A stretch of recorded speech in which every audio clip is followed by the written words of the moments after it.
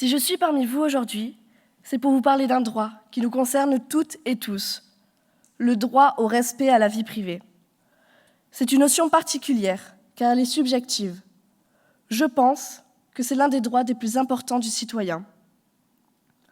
C'est une véritable liberté dont nous ne disposons pas toutes et tous, car elle diffère selon les mœurs, les mentalités, les pays, les convictions politiques et religieuses. Mais je suis même persuadée que personne, absolument personne, ne doit nous retirer ce droit, car il est ancré en nous en tant que droit inaliénable. Ce que je pense, ce que je ressens, ce en quoi vous, madame, vous croyez, ou vos convictions, monsieur, vous seul et vous seul pouvez choisir de les partager, car personne ne doit pouvoir connaître de détails sur votre intimité sans que vous n'en donniez votre accord.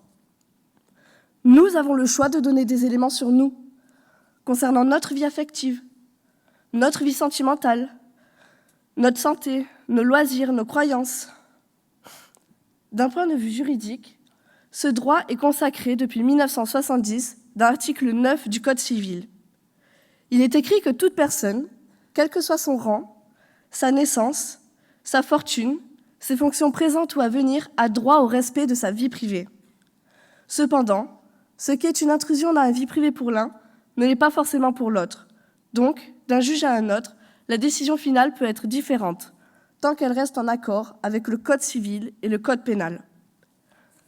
Aujourd'hui, l'évolution des technologies d'Internet et des réseaux sociaux permet le partage d'informations parfois intimes. Notre vie privée en est fortement impactée, car nous avons tendance à trop nous dévoiler et à tout écrire sur ce qui se passe dans nos vies. Comme l'intrusion dans la vie privée se fait plus fréquente, elle se banalise. Nous perdons son contrôle. Des photos et des vidéos sont partagées sans notre autorisation.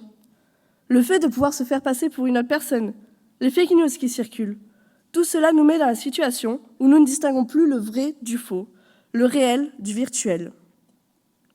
Je constate que ceux dont on parle le plus sont les célébrités et les influenceurs. Et ça nous semble normal de savoir tout ce qui se passe dans leur vie. Dans l'actualité de ce début d'année 2020, nous avons vu que le prince Harry et sa femme veulent s'éloigner du Royaume-Uni et de l'oppression médiatique. Ils veulent retrouver plus de vie privée. Et nous avons aussi pu constater que des personnes anonymes travaillant pour une entreprise, les slips français, se sont retrouvées en danger suite à des publications maladroites sur leurs comptes privés. Les piratages informatiques sur des comptes Instagram, Facebook, Snapchat ou Twitter se multiplient. Des photos confidentielles sont dévoilées et parfois, des vies sont détruites simplement pour faire le buzz. L'intrusion dans la vie privée s'assimile à un viol. Je m'appelle Oriana. Je suis élève en formation d'accompagnement, soins et services à la personne. Je me prépare à travailler dans le social.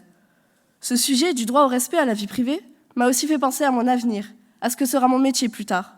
J'ai voulu en savoir davantage sur ce qu'est le secret professionnel, et j'ai compris que c'est essentiel quant à la relation de confiance avec les usagers. Ce qui est entendu, vu ou su ne doit jamais être partagé sans le consentement du patient. Nous l'apprenons dès le début de notre formation, à travers des notions d'éthique et de déontologie. Cependant, la frontière entre le secret professionnel et la non-assistance à la personne est un sujet complexe pour moi. Pour conclure, je voudrais revenir sur le thème de ce concours, le droit au respect à la vie privée.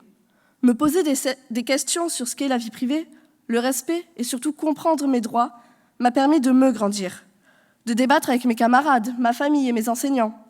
J'ai pu entamer une réflexion plus vaste sur le monde qui m'entoure, sur la société dans laquelle je vis et sur l'avenir que je veux pour moi et pour ceux que j'aime.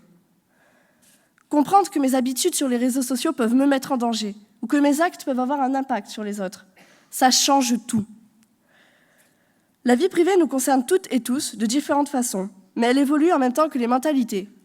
Ce qui est une intrusion aujourd'hui n'était pas forcément dans le passé et ne le sera sûrement pas dans le futur. Et ce qu'il est pour une personne ne l'est peut-être pas pour une autre. En réalité, avons-nous conscience des risques que nous prenons à divulguer notre vie privée sans limite? Des risques que nous prenons à ne plus tenir compte de notre dignité? Et enfin, avons-nous conscience des risques que nous prenons à dessiner nos sociétés sans frontières pour nos vies privées?